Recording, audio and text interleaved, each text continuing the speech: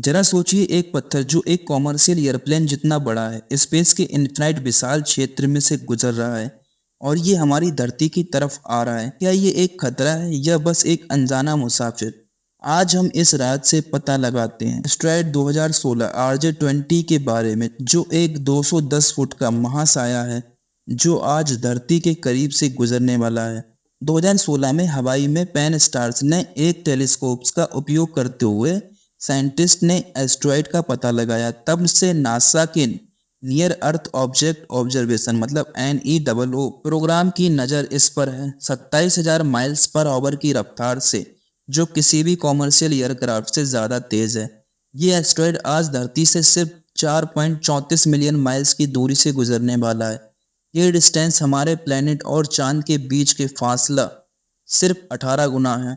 Space enthusiast और researchers के लिए ये एक गोल्डन अपॉर्चुनिटी है। पूरी दुनिया में ग्राउंड बेस्ड टेलीस्कोप्स और रडार सिस्टम इस इवेंट से क्रिटिकल डाटा इकट्ठा करने के लिए तैयार हैं। क्या बात है जो इस एस्ट्रॉयड को इतना फैसिनेटिंग बनाती है? क्या ये हमारे सोलर सिस्टम के राजों को अपने अंदर समाया हुए है, या फिर ये एक फ्यूचर माइनिंग के लिए पोटेंशियल रिसोर्सेस रखता है? लेकिन सबसे बड़ा सवाल ये है, क्या हमें चिंता करनी चाहिए? शॉर्ट आंसर है नहीं। ये एस्ट्रॉयड जो कि काफ़ी बड़ा है, फिलहाल धरती के लिए कोई खतरा नहीं है, लेकिन ये हमें याद दिलाता है कि हमारे कॉस्मिक नाइबरहुड में ऐसे कई सेलेस्टियल ऑब्जेक्ट घूम रहे हैं। दोस्तों, अगर आपको लगता है कि एक दिन ऐसा हो सकता है कि बड़ा एस्ट्रॉयड हमारी धरती से टकरा जाए, तो आप बिल्कुल सही सोच रहे हैं। 2016 RJ-20 तो सेफ है, लेकिन इसके जैसे हजारों एस्ट्रॉयड स्पेस में घूम रहे हैं। कभी सोचा है अगर इनमें से एक भी गलत ट्रैजेक्टरी पर आ गया तो क्या होगा? नासा और बाकी एजेंसी इसी टेंशन में दिन रात मेहनत कर रही हैं। जरा कल्पना कीजिए, एक एस्ट्रॉयड का पृथ्वी से टकरा जाना। पहले बड़ी टकराव 67 मिलियन साल पहले हुई थी, जिसने डायनासोर्स को मिटा दिया। क्या हम ऐसी ही किस्मत का सामना कर सकते हैं?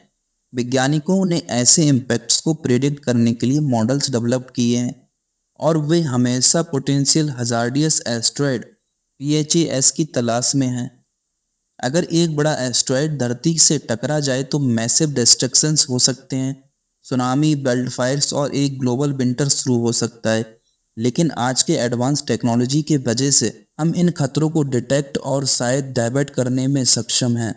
दोस्तों, अगर आपको लगता है कि स्पेस एजेंसियां सिर्फ रॉकेट लॉन्च करने में बिजी रहती हैं, तो ये गलत है। प्लानिटरी डिफेंस यानी हमारे प्लेनेट को एस्ट्रॉयड इम्पैक्ट से बचाने के लिए बहुत सारे प्रोजेक्ट्स चल रहे हैं। नासा के डार्ट मिशन ने रिसेंटली एक एस्ट्रॉयड को टारगेट किया, उसकी ट्रेजेक्ट्री को चेंज करने के लिए। आप सोचिए, अगर ये कामयाब हो जाता तो फ्यूचर में हम स्पेस से आने वाले खतरे से बच सकते थे। लेकिन एस्ट्रॉयड स्टोरी का एक और पहलू भी है, माइनिंग। हाँ, आपने सही सुना, कुछ एस्ट्रॉयड में वैल्यूएबल मेटल जैसे गोल्ड, प्लेटिनम और इवन वाटर भी होता है, जो फ्यूचर स्पेस मिशंस के लिए यूज़ किया जा सकता है।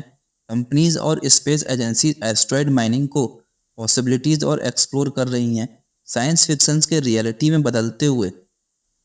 एस्ट्रॉयड माइनिंग स्पेस एक्सप्लोरेशन और रेगुलेशंस कर सकते हैं।